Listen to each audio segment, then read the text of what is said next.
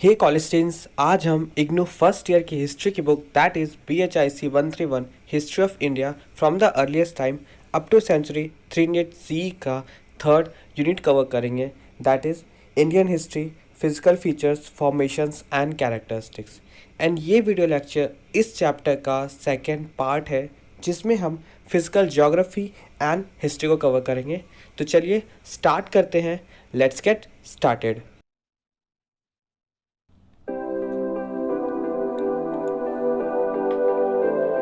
Physical geography and history, ठीक है। अब हम इसको देखते हैं। यहाँ पे देखो फिजिकल रीजन ऑफ इंडिया का मैप दिया गया है, ठीक है। ये आप मैप देख लीजिए। नाउ हम यहाँ पे आते हैं। देखो हमें क्या है, हर जगह पे डिफरेंट डिफरेंट तरीके की सॉइल्स मिलती है। अगर आप इंडिया रीजन में देखोगे तो आपको हर डिफरेंट रीजन में डिफरेंट तरीके की सॉइल्स मिलेगी। फॉर एग्जांपल ले लेते हैं, जैसे कि आपका जो ब्लैक सॉइल हो गया, आपका जो स्टेट्स है जैसे कि आंध्र प्रदेश, कर्नाटक, तमिलनाडु, इन सारे रीजन्स में आपके ब्लैक सॉइल मोस्टली देखने को मिलते हैं। छत्तीसगढ़, मध्य प्रदेश, ये सारे रीजन में आपका रेड सॉइल और येलो सॉइल देखने को मिलता है, ठीक है। अगर आप ऊपर जाओगे, नॉर्थ की तरफ जाओगे तो बिहार, उत्तर प्रदेश, उत्तराखंड, वेस्ट बंगाल, ये सारे रीजन में आपको एल्यूवियल सॉइल देखने को मिलेंगे। तो देख रहे हो कितने सारे वेरिएशन है सॉइल्स में। सिर्फ सॉइल्स में ही नहीं, आपके टाइपोग्राफी में बहुत वेरिएशन होते हैं। जो लेयर होता है ना अर्थ का, जो ऊपर वाला लेयर होता है जिसमें मिट्टी होती है, उसके नीचे फिर पत्थर होते हैं, ये जो टाइपोग्राफी का लेयर होता है ना, इसमें भी बहुत सारे वेरिएशन है। कई बार हमें क्या प्लेन्स देखने को मिलते हैं, ठीक है, समतल भूमि जो कि नदी के किनारे होता है। कुछ हमें पठार देखने को मिलते हैं। कई बार क्या होता है, रेनफॉल में भी वेरिएशंस होते हैं। कहीं पे ज़्यादा बारिश होती है, कहीं पे कम बारिश होती है। क्लाइमेट में भी वेरिएशंस होते हैं। कहीं का क्लाइमेट ज़्यादा वास्ट होता है, कहीं का क्लाइमेट ज़्यादा हार्श होता है, ठीक है। जैसे कि आप अगर साउथ में चले जाओगे, साउथ तमिलनाडु, कर्नाटक, केरला, ये सारे रीजन में यहाँ पे आपको ह्यूमिडिटी ज़्यादा देखने को मिलेगी, ठीक है। तो ये सब जो आपका वेरिएशंस होता है ना, ये डिफरेंट रीजन्स क्रिएट करता है। इंडिया में इन सारे वेरिएशंस के कारण ही डिफरेंट डिफरेंट रीजन्स हैं, और सारे स्टेट्स के जो कि इन रीजन्स में प्रेजेंट हैं उनके अपने अलग अलग कैरेक्टरिस्टिक्स एंड आइडेंटिटीज़ हैं। तो इन रीजन्स के आइडेंटिटीज़ एंड कैरेक्टरिस्टिक्स होने का रीज़न ये है कि यहाँ पे डिफरेंट वेरिएशंस है, चाहे वो सॉइल्स हो गया, चाहे वो रेनफॉल हो गया, चाहे वो क्लाइमेट हो गया। ओके, अब देखो जितना फिजिकल रीजन में आपको डिफरेंस देखने को मिलेगा, उसी तरीके से यहाँ पे जो कल्चरल जोन है उसमें भी डिफरेंसेस आ जाते हैं। लोग जिस फिजिकल रीजन में रहते हैं वहाँ के हिसाब से वो अपना कल्चर बना लेते हैं। फॉर एग्जांपल अगर आप देखोगे तो डिफरेंट डिफरेंट जो रीजन्स हैं वहाँ पे क्या आपको डिफरेंस देखने को मिलेगा। कल्चरल पर्सपेक्टिव के हिसाब से आपको वहाँ के लैंग्वेज में डिफरेंस देखने को मिलेगा। वहाँ के खाने अलग अलग तरीके के होंगे, है ना। कपड़े का जो पहनावा होगा वो अलग अलग तरीके का होगा। अलग अलग रीजन में लोग अलग अलग तरीके के कपड़े पहनेंगे। फॉर एग्जांपल अगर आप देख लो, जैसे कि ठंडी जगह जो होती है, ठीक है, दार्जिलिंग, मनाली, ये सारे जगह जो होती है तो यहाँ के लोग थोड़े गर्म कपड़े पहनते हैं। और अगर आप वही मिडिल पोर्शन में आ जाओ, मध्य प्रदेश, छत्तीसगढ़, महाराष्ट्र, इन सारे रीजन में क्या गर्मी आती है तो लोग यहाँ पे क्या थोड़ी ठंडे कपड़े पहनने की कोशिश करते हो, जैसे कि कॉटन, है ना। तो इस तरीके से क्या कपड़ों में भी आपके वेरिएशंस देखने को मिलते हैं। लोग अपने अपने रीजन के हिसाब से कपड़ों में वेरिएशन लाते हैं। क्रॉप पैटर्न होता है, अलग अलग रीजन में अलग अलग तरीके के क्रॉप्स उगाए जाते हैं, ठीक है। पॉपुलेशन डेंसिटी भी देखने को मिलती है ना। जो रीज़न ज़्यादा सूटेबल होता है लोग वहाँ पे ज़्यादा माइग्रेट करते हैं उस रीज़न के लिए, और जो रीज़न कम सूटेबल होता है, जो थोड़ा हार्श होता है, वहाँ पे कम लोग ही सर्वाइव करते हैं। कास्ट स्ट्रक्चर भी होता है। तो इस तरीके से क्या है, जैसे जैसे फिजिकल रीज़न डिफ्रेंशिएट क्रिएट कर रहा है अपने बीच में, कल्चरल जोन और कल्चरल रीजन भी वहाँ पे डिफ्रेंशिएट करता है खुद को। फॉर एग्जाम्पल ले लो यहाँ पे, जैसे कि उत्तर प्रदेश और नदन बिहार का जो पार्ट है ये क्या है, गंगा वैली के किनारे बसा हुआ है। यहाँ पे फर्टाइल प्लेन है तो यहाँ पे पॉपुलेशन थोड़ा ज़्यादा हाई है, ठीक है। और वही अगर आप सेंट्रल इंडिया के तरफ आ जाओ, जैसे कि मैंने बताया मध्य प्रदेश, छत्तीसगढ़, है ना, ये सारा क्या है, थोड़ा सा ना पठार एरिया हो जाता है, प्लेट्यू एरिया हो जाता है, ऊंचाई पे होती है ये। यहाँ पे गर्मी भी ज़्यादा पड़ती है, और यहाँ पे जो पॉपुलेशन है वो थोड़ा सा स्पार्सली पॉपुलेटेड है, मतलब थोड़ा फैला हुआ है ना, छितर बितर टाइप से। लेकिन अब बिहार और उत्तर प्रदेश जैसे एरिया में वहाँ पे पॉपुलेशन बहुत ज़्यादा है, लोग बहुत डेंस तरीके से वहाँ रहते हैं। तो ये डिफरेंसेस हमें देखने को मिलती है डिफरेंट रीजन में। अगर आप एंशियंट टाइम में चले जाओ, आज से करीबन मतलब 600 BC, 700 BC, 800 BC, 1000 BC तक में आप चले जाओ, तो उस समय क्या था कि बहुत सारे जो डिफरेंट रीजन थे वो क्या है, डेवलप हो चुके थे। जैसे कि आपका हो गया मगध, कोशाला, अवंती, महाराष्ट्र, आंध्र कलिंगा, चोला कंट्री जो साउथ में है, ये सारा क्या रीजन था, ये रीजन जल्दी डेवलप्ड हो गया था और यहाँ के जो राजा महाराजा थे वो बहुत अच्छा शासन कर रहे थे। लेकिन साथ ही साथ और भी ऐसे रीजन्स थे जो कि डेवलप नहीं हुए थे और जो कि पीछे पीछे डेवलप्ड हो रहे थे, ठीक है। अब ये सारे जो रीजन्स थे जो कि एंशियंट टाइम में भी डेवलप हुए थे, ये अपने अपने टाइम में अनइवन तरीके से डेवलप्ड हुए। कुछ रीजन्स के डेवलप्ड होने का रीज़न दूसरा था। जैसे अगर हम मगध का एग्जांपल ले लें तो मगध के डेवलप होने का रीज़न क्या था कि यहाँ पे गंगा नदी थी, ठीक है। तो गंगा नदी के बगल में हमें क्या फर्टाइल प्लेन्स थे, उपजाऊ ज़मीन थी, तो यहाँ के जो आसपास के जो लोग थे, यहाँ का जो स्टेट था वो जल्दी डेवलप किया। अगर आप चोला कंट्री का एग्जांपल लोगे तो ये क्या है, समंदर के किनारे बसा हुआ था, तो ये डेवलपमेंट होने का रीज़न ये है। तो अलग अलग रीज़न का जो डेवलपमेंट था उसके कारण भी अलग अलग थे। और ये क्या है, जो भी डेवलपमेंट था ये अनइवन था, लोग एक दूसरे से कनेक्टेड नहीं थे, सबके डेवलपमेंट अपने अपने टाइम के हिसाब से हो रहे थे, ठीक है। और इनके डेवलपमेंट में जो मेन इन्फ्लुएंस था वो ज्योग्राफी और इन्वायरमेंट का ही था। अगर मगध रीजन में अगर गंगा नदी नहीं होती, वहाँ पे फर्टाइल प्लेन नहीं होता, तो हो सकता है वहाँ पे मगध कभी फ्लरिश्ड ही ना होता, लोग वहाँ पे रहते ही नहीं। अगर चोले कंट्री में वो समंदर के किनारे बसा नहीं होता तो हो सकता है वो कभी डेवलप्ड हुआ ही नहीं होता। तो यहाँ पे क्या ज्योग्राफी और इन्वायरमेंट का मेन इन्फ्लुएंस है, मेन कारण ये भी है। बोलते हैं ना एक पॉइंट, एक पिलर इसके डेवलप्ड होने का, इसके फ्लरिश्ड होने का एक पिलर ये भी है कि यहाँ का ज्योग्राफी और इन्वायरमेंट, ठीक है। अगर हम दूसरा एग्जाम्पल देखें तो जैसे कि हमने कल्चर पे बात की, यहाँ का खाना अलग अलग हो सकता है, यहाँ का लैंग्वेज अलग अलग हो सकता है। तो जैसे कि हम पंजाब, हरियाणा और वेस्टर्न उत्तर प्रदेश देखें तो यहाँ का जो मेन खाना है जो लोग ज़्यादा तरीके से खाते हैं वो क्या है, गेहूँ है, आटा है, ठीक है, वीट, रोटी, ये सब ये लोग ज़्यादा खाते हैं। वही अगर हम बिहार, बंगाल या उड़ीसा वाले पोर्शन में चले जाए तो वहाँ पे चावल ज़्यादा होती है, तो लोग यहाँ पे चावल ज़्यादा खाते हैं, यहाँ का ये स्टेपल फूड है। तो इस तरीके से हमें डिफरेंसेस देखने को मिले डिफरेंट रीजन में, डिफरेंट जोन्स में, ठीक है।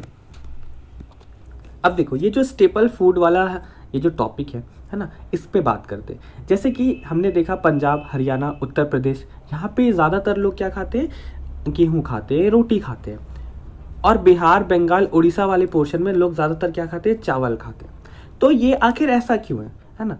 देखो जो डिफरेंट क्रॉप्स होते हैं उनका जो नेचुरल हैबिटेट जोन होता है वो डिफरेंट होता है। अब ये नेचुरल हैबिटेट जोन क्या है, हैबिटेट जोन वो होता है जहाँ पे कोई भी चीज़ अच्छे से एकदम फ्रीली डेवलप कर पाए, है ना, बोलते हैं ना फल फूल पाना, तो वो होता है नेचुरल हैबिटेट जोन। अब हर क्रॉप का अपना एक अलग हैबिटेट जोन होता है। कुछ क्रॉप ठंडी में उपजती है, कुछ क्रॉप को गर्म वातावरण चाहिए, तो उस तरीके से। अब पंजाब, हरियाणा और वेस्टर्न उत्तर प्रदेश का जो नेचर है, जो हैबिटेट जोन है, वो इस तरीके से कि वहाँ पे गेहूँ बहुत अच्छे से फ्लरिश्ड हो पाता है, डेवलप हो पाता है, तो लोग वहाँ पे क्या करते हैं, गेहूँ ज़्यादा मात्रा में मिलता है तो लोग वहाँ के लोग गेहूँ ज़्यादा खाते हैं।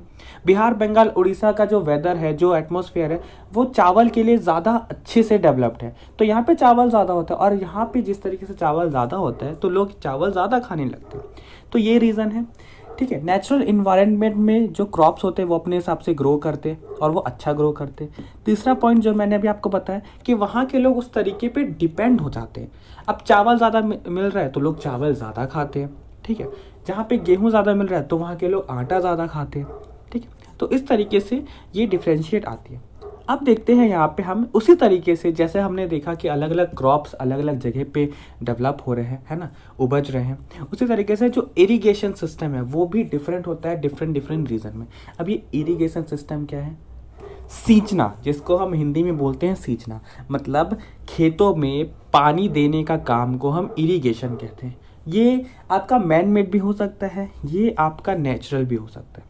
अब मैन मेड या नेचुरल वाला जो पोर्शन है हम उस पर ज़्यादा तरीके से देखते हैं। यहाँ पे 3 पॉइंट्स दिए गए हैं। पहला पॉइंट क्या बता रहा है कि जो हमारा रिवर, कैनाल है ना, ये ज़्यादा यूज़ होता है अपने नदर्न इंडिया में। नदर्न इंडिया वाला पोर्शन क्या, ये देखो ये इंडिया का मैप, ये जो नदर्न साइड है आपका बिहार हो गया, आपका उत्तर प्रदेश हो गया, आपका ये पंजाब, दिल्ली, ये वाला जो पोर्शन है ना, यहाँ पे क्या है, रिवर्स और कैनाल्स ज़्यादा इंपॉर्टेंट है। अब देखो गंगा बह रही है यहाँ पे, यमुना बह रही है यहाँ पे, ठीक है। तो गंगा क्या है, ये पूरा गंगा जो मेन इंपॉर्टेंट नदी गंगा, ये पूरा नदर्न पार्ट को कवर कर लेती है। और क्योंकि यहाँ पे गंगा है तो यहाँ पे जो है फर्टाइल लैंड हमें देखने को मिलता है, तो गेहूँ हो चाहे चावल हो, वो दोनों यहाँ पे अच्छे से उपजती है। दूसरा क्या है, पॉन्ड्स, है ना, पोखर, है ना, छोटे मोटे जो पोखर होते हैं, तालाब जिसको बोलते हैं, ईस्टर्न इंडिया में हमें वो बहुत यूज़फुल देखने को मिलता है, ठीक है। इंडिया के मैप का जो ये वाला साइड है, देखो ये जहाँ पे आपका बिहार है, झारखंड है, उत्तर प्रदेश है, छत्तीसगढ़ है, ये सारा जो रीजन है ना, उड़ीसा भी आ जाएगा इसमें, वेस्ट बंगाल भी आ जाएगा इसमें। ये जो आपका ईस्ट वाला जो पोर्शन है इंडिया का, यहाँ पे क्या है, तालाब हमें ज़्यादा मात्रा में देखने को मिलते हैं। लोग क्या है, तालाब बनाते हैं और फिर उससे अपने खेतों को सींचते हैं। तो पॉन्ड्स मिल गया हमें। टैंक इरिगेशन भी एक इंपॉर्टेंट रोल प्ले करता है साउथ इंडियन एग्रीकल्चर में। अब देखो ये टैंक इरिगेशन क्या होता है, ठीक है। टैंक इरिगेशन एक बहुत ही अच्छा तरीका है बोला जाए इरिगेशन मेथड का। देखो इसमें क्या होता है कि जो ज़मीन होती है ना, टैंक इरिगेशन वहाँ पे होता है, ये मेनली साउथ में होता है। साउथ में होने का रीज़न क्या है कि वहाँ की जो नीचे की ज़मीन होती है ना, वो थोड़ी सी सख्त होती है ना, वो थोड़ी एकदम सख्त हो जाती है और थोड़े बहुत प्लेट्स में चेंजेस आने के कारण ना वो ज़मीन थोड़ी ऊपर नीचे हो जाती है। अब ये ऊपर नीचे जो हुई तो यहाँ पे क्या होता है, ये पानी भर जाता है खुद ब खुद, जैसे बारिश हुआ या थोड़ा कहीं कभी क्या पानी ओवरफ्लो हो जाता है कहीं नदी से, तो यहाँ तक आ गया, मतलब पानी किसी तरीके से यहाँ पे भर जाता है। और जब पानी भर जाता है तो ये मेनली नीचे तक नहीं जा पाता ज़मीन सख्त होने के कारण। मेनली क्या नदियों की पानी क्या सूख जाती है, क्योंकि वो जो मिट्टी होती है वो सींच लेती है, लेकिन ये क्या है, पानी नीचे जा ही नहीं रहा, तो ये नीचे जा ही नहीं पाता और पानी यहाँ पे बचा रह जाता है। ये ऑपरेशन से ख़त्म होगा पानी और ज़्यादा ये क्या है, ये खेतों में चले जाते हैं। तो ये टैंक इरिगेशन एक सिस्टम होता है, ये साउथ इंडिया में ज़्यादा हमें देखने को मिलता है। तो इस तरीके से भी क्या सिंचाई होती है। अब हमने देख लिया कि डिफरेंट रीजन में किस किस तरीके का इरिगेशन होता है, ठीक है। अब देखो टैंक इरिगेशन या पॉन्ड होने का ये मतलब नहीं है कि लोग यहाँ पे ना रिवर को ज़्यादा महत्व नहीं दे रहे, उसको उतना इंपॉर्टेंस नहीं दे रहे, नहीं। रिवर तो मेन सोर्स ऑफ है ना, लाइफ का मेन सोर्स क्या है, रिवर है।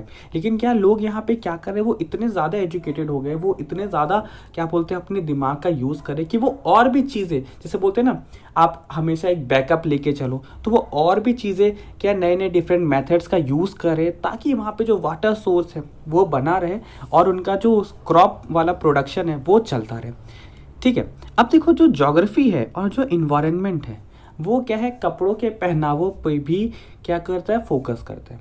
और यहाँ पे एक मेजर रोल भी प्ले करता है ज्योग्राफी और इन्वायरमेंट। किसी भी सिटी में अगर हम चले जाएं, किसी भी स्टेट में चले जाएं, किसी भी रीजन में हम चले जाएं, तो वहाँ का जो कपड़ों का पहनावा है, जो लोग क्या पहन रहे हैं, वो वहाँ के ज्योग्राफी और इन्वायरमेंट में डिपेंड होता है। फॉर एग्जाम्पल अगर हम चले जाए कश्मीर, राजस्थान, है ना, या फिर हम चले जाए कोस्ट वाले रीजन में जहाँ की जो लोग समंदर के किनारे रहते हैं, तो इन सारे जो लोग हैं जो यहाँ पे रह रहे हैं, उनके कपड़ों में हमें बहुत सारे चेंजेस देखने को मिलेंगे, बहुत सारे डिफरेंसेस देखने को मिलेंगे। ये यहाँ के क्लाइमेट एंड इन्वायरमेंटल इफेक्ट्स को शो करता है। जैसे कि मैंने आपको बताया ठंडी रीजन जैसे आपका कश्मीर हो गया, दार्जिलिंग हो गया, सिक्किम हो गया, गैंगटॉक हो गया, यहाँ के लोग क्या थोड़े गर्म कपड़े पहनते हैं ताकि अपने आप को ठंडे इन्वायरमेंट से बचा सके। और वही अगर आप साउथ के तरफ चले जाओ तो वहाँ पे क्या है, वहाँ का जो इन्वायरमेंट है वो वहाँ पे ह्यूमिडिटी बहुत ज़्यादा है ना। आप अगर नहा के भी निकलोगे ना तब भी आपको पसीने आएंगे। जैसे कि फॉर एग्जाम्पल मैं अपनी बात बताता हूँ, मैं साउथ गया था घूमने के लिए, तमिलनाडु। मैं नहा के निकलता था और मैं बाहर जब ट्रैवल करता था, मंदिर विजिट करने गया या फिर किसी भी साइट पे विजिट करने गया, तो मेरे को एकदम ऐसे पसीने आते थे। बिना एसी के वहाँ पे सरवाइव करना तो बहुत मुश्किल है। हेड्स ऑफ टू देम जो कि वहाँ पे रह रहे हैं, क्या वो वहाँ पे उस चीज़ से हैबिटेट हो जाते हैं। हम नॉर्थ वाले साउथ में बहुत हमें ह्यूमिडिटी देखने को मिलती है, वही अगर साउथ वाले नॉर्थ में आ जाएंगे तो उन्हें बहुत ड्राई मॉइस्चर देखने को मिलेगा, बहुत ड्राई ह्यूमिडिटी देखने को मिलेगी। तो इस तरीके से क्या डिफरेंट रीजन के जो लोग होते हैं वो अपने हिसाब से, अपने इन्वायरमेंटल के हिसाब से वो कपड़े पहनते हैं, ठीक है। हम अगर एंशियंट टाइम में चले जाए, हम हमारे पास्ट में चले जाए, तो हमने शुरुआत से देखा है कि नदियों के किनारे क्या है, जीवन जल्दी पनपता है, ठीक है। हम जितने भी सिविलाइजेशन को देख ले, Indus valley civilization, Harappa civilization, है ना, इजिप्शियन सिविलाइजेशन जो नील नदी के किनारे, इंडस वैली सिविलाइजेशन इंडस नदी के किनारे। अगर हम और आगे आ जाए 700 एडी, 800 एडी, 1000 एडी, तो यहाँ पे भी क्या था, जो भी नए राज्य डेवलप होते थे, जैसे कि मगध हो गया, कुशाला हो गया, ठीक है, छोला एम्पायर ही हो गया, जो भी डेवलप होते थे वो क्या नदी के सोर्स के बगल में ही डेवलप होते थे। गंगा नदी थी तो मगध डेवलप हुआ, है ना। साउथ का जो समंदर था, छोला डायनेस्टी वहाँ पे डेवलप हुई। ऐसे करते करते कुशाला, पाटलिपुत्र सब ऐसे ही डेवलप हुए। तो क्या बताता है, जो रिवराइन प्लेन्स है, जहाँ पे नदियाँ हैं, जहाँ पे डेल्टाज है, वो क्या बर्थ करती है, वो नए कल्चर्स और नए जो वहाँ पे सेटलमेंट्स है उसको जन्म देती है। वही अगर हम जो थोड़े माउंटेनियस जोन में चले जाए, माउंटेनियस जोन मतलब थोड़ी ऊपरी इलाके पे, पठार वाले इलाके पे, जैसे कि छत्तीसगढ़, है ना, झारखंड, ठीक है। फिर आपका मध्य प्रदेश का पार्ट। तो यहाँ पे क्या था, ये वाला जो जोन था ये थोड़ा हट के था।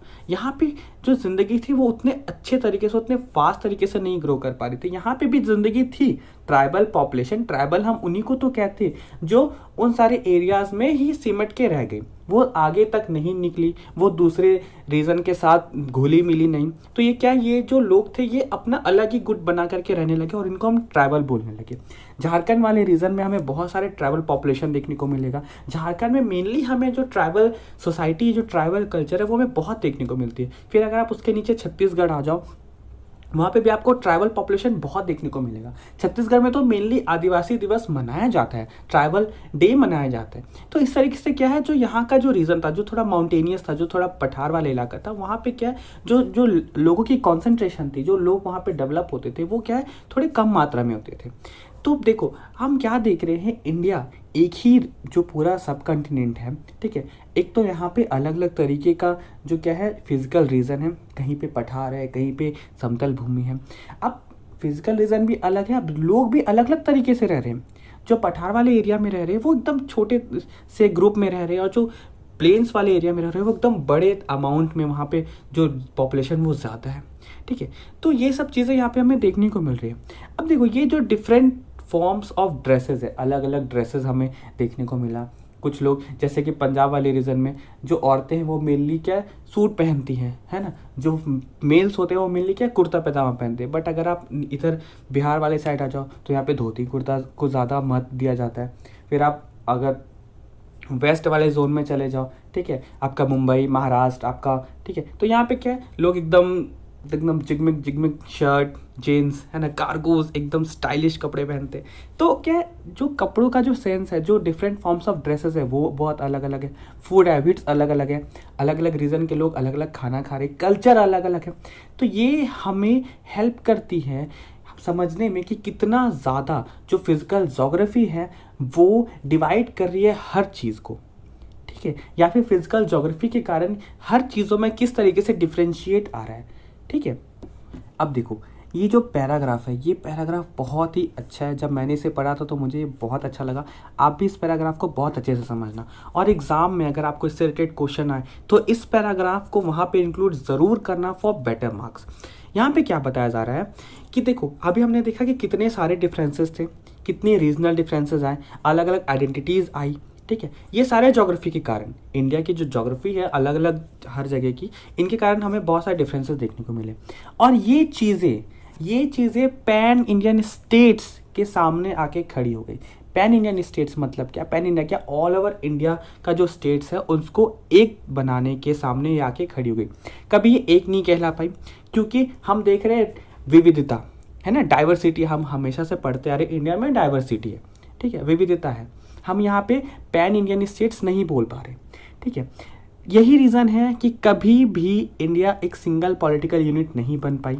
अगर हम एंशिएंट टाइम में चले जाएं तो मौर्यन किंगडम को ले लो, दिल्ली सल्तनत को देख लो, मुगल एम्पायर को देख लो, as well as British India को देख लो, ये लोग कभी भी पूरे इंडिया को एक पॉलिटिकल यूनिट के अंदर नहीं ला पाए। हर जगह पे आपको कहीं ना कहीं डिफरेंट पॉलिटिकल यूनिट देखने को मिल ही गया। तो ये चीज़ें यहाँ पे इम्पॉर्टेंटली बताई गई है। बट फिर भी यहाँ पे अच्छा लाइन दिया गया है, बट फिर भी चूंकि पैन इंडियन स्टेट्स यहाँ पे राइज नहीं हो पाई, एक सिंगल पॉलिटिकल यूनिट यहाँ पे राइज नहीं हो पाई, फिर भी आज तक इंडियन का जो स्टेट है इंडिया का, वो अपनी सेपरेट नेशनैलिटीज़ नहीं बनाया, है ना। ये बहुत अच्छी लाइन यहाँ पे दी गई है, ठीक है, लास्ट लाइन है। फिर भी yet at no period they had created separate nationalities. उन्होंने, ये सारे स्टेट्स ने आज तक एक सेपरेट नेशनैलिटी नहीं बनाई। ये आज भी एक इंडियन सब कॉन्टिनेंट के अंदर बिलोंग करते हैं, भले ही ये एक सिंगल पॉलिटिकल यूनिट के अंदर नहीं हो, लेकिन ये आज भी एक इंडियन सब कॉन्टिनेंट के अंदर बिलोंग करते हैं। और हमारा तो मोटो भी है ना, यूनिटी इन डाइवर्सिटी, है ना, अनेकता में एकता। तो ये हमने पहला देखा। अब हम देखते हैं इन्वायरमेंट एंड ह्यूमन सेटलमेंट्स, किस तरीके से इन्वायरमेंट और जो ह्यूमन सेटलमेंट्स है वो एक दूसरे को अफेक्ट कर रहा है, या ह्यूमन सेटलमेंट्स किस तरीके से इन्वायरमेंट के थ्रू अफेक्ट हो रही है और अपने आप में चेंजेस ला रही है। तो ये जो रिलेशनशिप था फिजिकल ज्योग्राफी का, ह्यूमन सेटलमेंट्स का, सेटलमेंट पैटर्न का, ये एक अनदर इम्पॉर्टेंट थीम है जो कि अटेंशन डिजर्व करता है, ठीक है। फॉर एग्जाम्पल अगर हम सिंध रीजन को देखें, टुडे आज के डेट में ये क्या है, थोड़ा वार्म है ना, ड्राई है, क्योंकि यहाँ पे क्या है, बारिश कम हो रही है, लो रेनफॉल हो रही है। अगर हम पास्ट के टाइम में जाए, हड़प्पन सिविलाइजेशन के टाइम में जाए, तो हम ये देखते हैं कि जो हड़प्पन सिविलाइजेशन है वो इसी इंडस वैली के किनारे बहुत ही लार्ज एरिया में फ्लरिश्ड हुआ था, बहुत ही लार्ज एरिया में डेवलप हुआ था। कुछ स्कॉलर्स का ये कहना है कि पास्ट के टाइम में जब हड़प्पन सिविलाइजेशन फ्लरिश्ड हुआ था, जब इंडस वैली सिविलाइजेशन फ्लरिश्ड हुआ था, मोहनजोदाड़ो फ्लरिश्ड हुआ था, तो उस समय यहाँ का जो क्लाइमेट था वो थोड़ा वेटर था, यहाँ पे रेनफॉल्स होती थी, ठीक है। इसी कारण से यहाँ पे सिविलाइजेशन अच्छे से फ्लरिश्ड हो पाई। और कुछ स्कॉलर्स का ये भी कहना है कि ओवर यूज़ होने के कारण, जो भी नेचुरल रिसोर्सेज थे उनका ओवर यूज़ होने के कारण ही यहाँ का जो वेजिटेशन था उसमें कमी आ गई, जो क्लाइमेट था वो सूख गया, और धीरे धीरे करके जो सिविलाइजेशन थी वो ख़त्म हो गई। ये कहना है सबके सारे स्कॉलर्स का, ये अपना अपना कहना है। फिर भी हमें आज तक एकदम प्रूफ नहीं मिला कि आखिर ये सारे सिविलाइजेशन ख़त्म कैसे हुए, ठीक है। अब इस चीज़ के बारे में हम 5th चैप्टर में 5th यूनिट में अच्छे से डिस्कस करेंगे, ठीक है। यहाँ पे क्या बताया जा रहा है, ऐसी ज्योग्राफी, ऐसी टोपोग्राफी जो कि सुटेबल नहीं होती ह्यूमंस को, है ना। जैसे कि मैंने बताया था, जो एरिया जो कि ज़्यादा सुटेबल नहीं होता लोगों के रहने के लिए, लोग क्या करते हैं, वहाँ से माइग्रेट हो जाते हैं, या फिर वो जैसे धीरे धीरे ख़राब होते लगती है वो एरिया, वो रीजन का क्लाइमेट थोड़ा ख़राब होने लगता है, इन्वायरमेंट ख़राब होने लगता है, तो लोग क्या मजबूरी में वहाँ से माइग्रेट करते हैं। तो ये एंशिएंट टाइम में भी देखने को मिला है, और ये अभी रिसेंट टाइम में भी चलता है, ये हमेशा से चलता है। जैसे जैसे क्लाइमेट ख़राब हुआ, जैसे जैसे इन्वायरमेंट ख़राब होता है, लोग क्या माइग्रेट करना स्टार्ट करते हैं, ठीक है।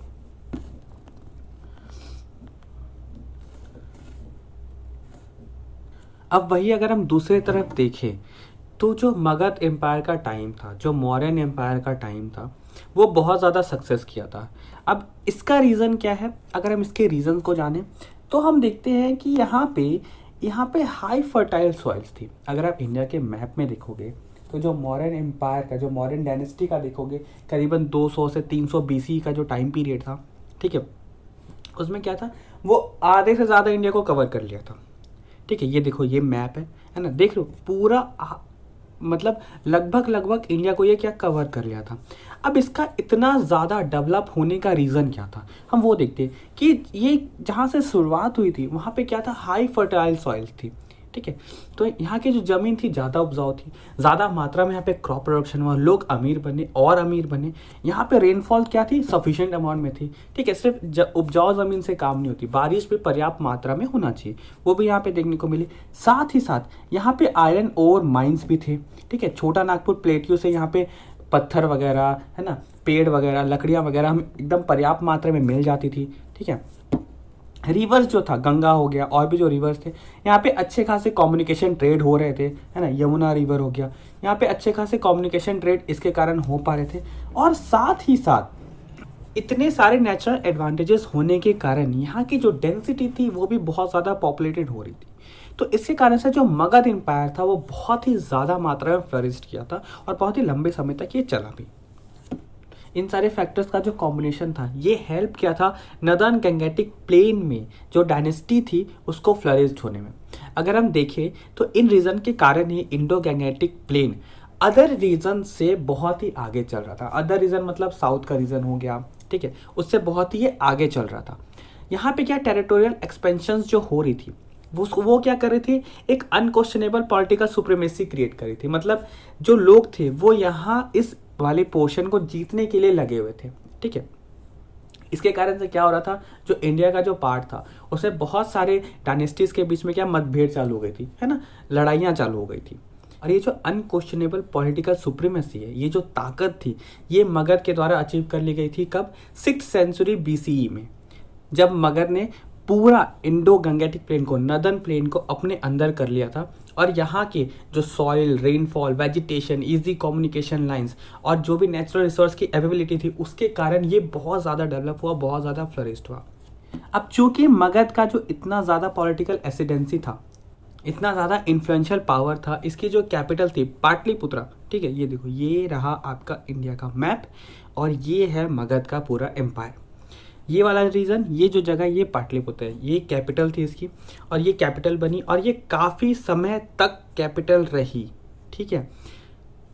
अब देखो, जैसे कि हमने बताया जोग्राफिकल रीजन के कारण ही मगध सबसे ज़्यादा फ्लरिश्ड हुआ। इसकी फॉल का भी रीज़न जोग्राफिकल ही था। अगर अर्ली हिस्ट्री में देखेंगे तो ये जो पाटलिपुत्र का रीजन था, इसके पास से गंगा, सोन और गंडक ये तीनों नदी बहती थी। देखो ये रहा मैप और ये है आपका पाटलिपुत्र का रीजन। आज के डेट का ये पटना है, लेकिन एंशियंट टाइम में ये पाटलिपुत्र था। तो देख रहे हो गंगा, सोन और गंडक ये तीनों नदी इसके एकदम बगल से जा रही है। तो ये जो तीनों नदी है, ये जो मगधन एम्पायर है उसको क्या दे रही थी, ये उसको दे रही थी नेचुरल डिफेंस, इजी ट्रेड और ट्रांसपोर्ट। और फर्स्ट मिलेनियम सी के मिडिल तक मतलब कितना 500 AD तक ये क्या कर रही थी, ये एक पॉजिटिव लाइबिलिटीज़ बना रही थी पेरेनियल फ्लड्स की यहाँ पे, और सालों साल इसमें पानी रहता था। ठीक है, ऐसा बोला जाता है कि गुप्ता और पोस्ट गुप्ता पीरियड में धीरे धीरे क्या जो ट्रेड और टाउन्स का डिक्लाइन होना चालू हो गया। नदर्न इंडिया का जो ट्रेड था और जो कॉमर्स था Gupta and post Gupta period में, वो क्या डिक्लाइन होना चालू हुआ, और जो लोग थे यहाँ से क्या होने लगे, शिफ्ट करने लगे दूसरी तरीके से, जिसके वजह से जो गंगा जो इतना यूज़फुल था उसका नदी, वो क्या होने लगा, रिड्यूस होने लगा, लोग उसको कम यूज़ करने लगे। अब देखो कुछ स्कॉलर्स का ये भी कहना है कि जो नॉर्दर्न इंडिया का जो गंगेटिक प्लेन था, वहाँ पे क्या हो रहा था, डिफॉरेस्टेशन ज़्यादा होने लगा था, जिसके कारण से क्या रेनफॉल कम हो गई थी, इसी कारण से लोग माइग्रेट कर रहे थे। अब देखो ये जो एक्सप्लेनेशन दे तो दिया गया, लेकिन ये एक्सप्लेनेशन उतना हद तक सही नहीं था। स्कॉलर्स का ये कहना था कि हिस्टोरिकल प्रोसेसेस जो भी है, मतलब इतिहास जिस तरीके से वर्क किया और वहाँ का जो भी जोग्राफिकल फीचर था, वो हमेशा इंटर रिलेशनशिप में था। मतलब अगर लोग गंगा के किनारे से माइग्रेट किए तो ज़रूर उसका कोई रीज़न होगा, और वहाँ पे एक रीज़न ये दिया गया कि हिंटरलैंड में डिफॉरेस्टेशन होने के कारण, रेनफॉल में कमी होने के कारण लोग वहाँ से माइग्रेट किए। बट ये ज़्यादा हद तक सही नहीं है, ऐसा बोला भी जाता है। जो नेक्स्ट है हमारा वो है आर्ग्यूइंग अगेंस्ट जोग्राफिकल डिटर्मिनिज्म। देखो ये जो टर्म है जोग्राफिकल डिटर्मिनिज्म, इसका मतलब क्या है, हमने ऊपर अभी जो भी समझा, ठीक है, कि किस तरीके से ह्यूमंस एंड इन्वायरमेंट रिलेट कर रहे हैं, किस तरीके से ह्यूमंस इन्वायरमेंट के साथ अपने आप को थोड़ा ढालने की कोशिश कर रहे हैं और उनके अकॉर्डिंगली चल रहे हैं, है ना। तो ये जो भी चीज़ें थी, ये क्या है, जोग्राफिकल डिटर्मिनिज्म कहलाती है। अगर जोग्राफिकल डिटर्मिनिज्म को अगर हम देखें तो ये क्या होता है, ये डील करता है इंटरेक्शन मैन एंड नेचर के बीच में, कि प्रकृति और मानव के बीच में किस तरीके का इंटरेक्शन है, वो एक दूसरे को किस तरीके से हैंडल कर पा रहे हैं। ठीक है, ज़्यादातर ह्यूमंस को हैंडल करना पड़ता है, जिस तरीके का भी नेचर हो हमारे सराउंडिंग्स में, ह्यूमंस उस हिसाब से ढल जाते हैं अपने आप में। फॉर एग्ज़ाम्पल अगर समझ लो कि आप जैसे इंडिया में रहते हो, तो यहाँ का वेदर और नेचर बड़ा ही फ्रेंडली है ना, आपको गर्मी भी लगेगी, ठंडी भी लगेगी, है ना, स्प्रिंग सीज़न भी देखने को मिलेगा। तो ह्यूमंस क्या यहाँ पे सारे सीजन्स को एंजॉय करते हैं। अगर आप वही थोड़ा सा ना वार्म एरिया में चले जाओ, अफ्रीका वगैरह, वहाँ का क्लाइमेट एकदम गर्म है, तो वहाँ के जो लोग होते हैं वो अपने आप को उस तरीके से ढाल लिए कि हाँ भाई यहाँ पे गर्मी ही है, तो हम इस तरीके से ही रहेंगे ताकि हमें थोड़ी गर्मी कम लगे। और वहीं आप थोड़ी ठंडी जगह पे चले जाओ, तो वहाँ के लोग क्या हमेशा हर वक्त क्या गर्म कपड़ों में रहते हैं, तो वो नेचर के अकॉर्डिंगली अपने आप को ढालने की कोशिश कर रहे हैं। तो ये क्या इंटरेक्शन है, लोग किस तरीके से नेचर के साथ इंटरेक्ट कर रहे हैं। ह्यूमन एक्टिविटी किस पे डिपेंड करती है, हमारे आसपास की फिजिकल इन्वायरमेंट पे डिपेंड करती है। तो ये जो चीज़ें हैं ये जोग्राफिकल डिटर्मिनिज्म कहलाती है। तो हमने अभी ऊपर जितना भी देखा किस तरीके से जो इन्वायरमेंट कैसा था, लोग किस तरीके से रह रहे थे, फिर हमने थोड़ा हड़प्पा के बारे में जाना कि जो स्कॉलर्स थे उनका क्या कहना था कि वहाँ का इन्वायरमेंट हार्श हो गया होगा, वहाँ का इन्वायरमेंट थोड़ा सा ना अनफेवरेबल हो गया होगा, तो लोग क्या वहाँ पे जो सभ्यता थी, जो सिविलाइजेशन था, वो क्या ख़त्म हो गया एक टाइम के बाद। तो हमने देखा। अब हम देखते हैं जो जोग्राफिकल डिटर्मिनिज्म है, इसके अगेंस्ट की कुछ पॉइंट्स। हमने अभी इसके साथ के कुछ पॉइंट्स देखे, अब हम इसके अगेंस्ट के कुछ पॉइंट्स देखते हैं।